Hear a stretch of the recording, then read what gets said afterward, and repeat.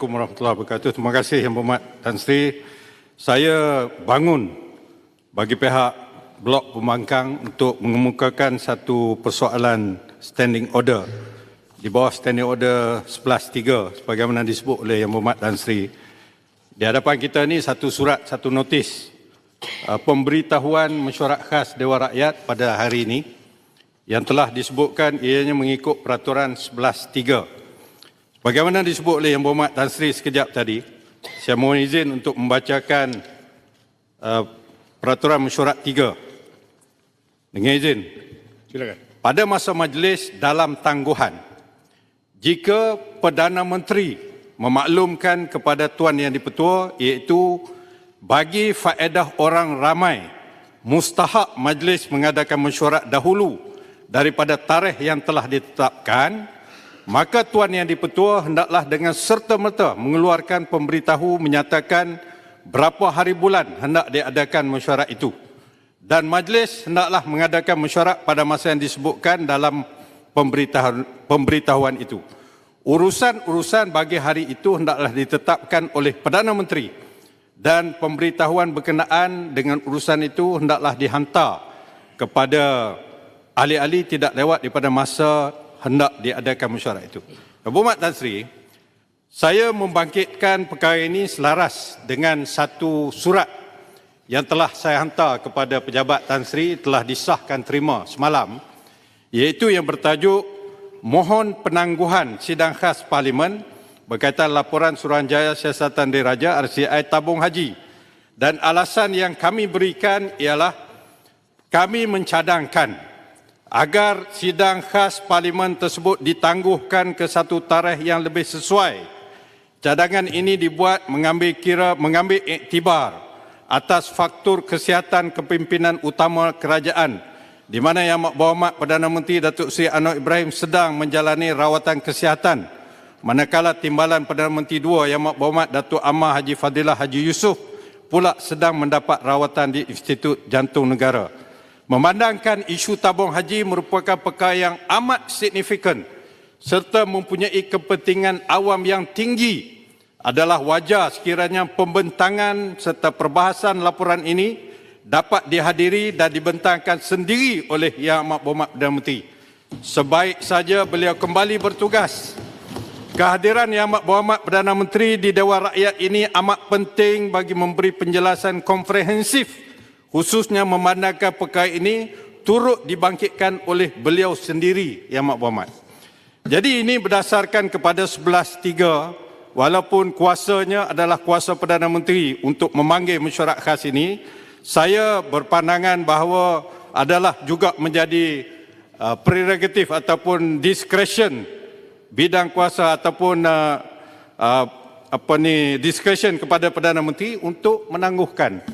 Ini Tan Sri Yang di-Pertua, kami mendapat maklum bahawa, dan tadi pun disebut oleh Yang Berhormat Tan Sri sendiri, bahawa status RCI Tabung Haji pada hari ini hanyalah berstatus penerangan menteri saja. Bukan pun satu pembentangan RCI yang dibahas dan juga diundi. Saya telah mendapat pengesahan daripada pihak kerajaan, tidak ada undi pun hari ini. Jadi tak penting sangatlah dipercepatkan dan sebagainya. Dan buku ni saya nak laporkan kepada Tan Sri pun lebih tahu. Laporan RCI ini pada hari ini saja diletakkan di atas meja ahli-ahli parlimen. Sedangkan tidak ada satu bentuk pun disebut embargo. Dan dia tak jadi embargo kerana Perdana Menteri sendiri semasa PRN Negeri Sembilan berceramah mengenai laporan ini di Port Dickson. Saya ada laporannya di Port Dickson, di Pusat Latihan Tentera Darat di Port Dickson. Perdana Menteri telah dilaporkan, Perdana Menteri kalau terbit laporan RCI 3 tahun lalu, rakyat hilang keyakinan, diberikan, tidak ada embargo lagi. Sedangkan kami dipahamkan, kalau tak betul sila betulkan daripada front bench. Kabinet memutuskan laporan RCI Tabung Haji ini dibentangkan di parlimen dahulu, selepas itu barulah dibentangkan kepada luar. Tetapi kenapa Perdana Menteri sendiri telah membentangkan perkara ini secara itu dalam masa pilihan raya Negeri Sembilan? Ini adalah politically motivated, Tan Sri Yang di-Pertua.